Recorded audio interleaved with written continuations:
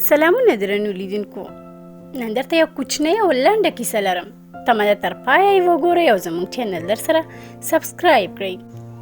د یوې ښځې او میړه د واده څخه څو کاله تیر شو، خو اولاد یې پیدا نه شو. د دې لپاره چې د یوازیتوب څخه ځان خلاص کړي، یو دانه سپی یې پیدا کړ او په ډېره مینه یې ورڅخه ساتنه وکړه، غټ یې کړ. وخت دی تېرېږي، 7 کاله وروسته یې زوی پیدا شو او د دوی توجه د سپي څخه کمه شوه، چې په دې کار سره سپي حسادت او کینه پیل کړه، خو کوم غلط کار یې سرته ونه رسوو. خو یوه ورځ یې ښځه او میړه خپل نوي زیږېدلی ماشوم ویده په خونه کې یوازې پرېښوده او دوی د حویلۍ باغ ته ځي تر څو کباب تیار کړي.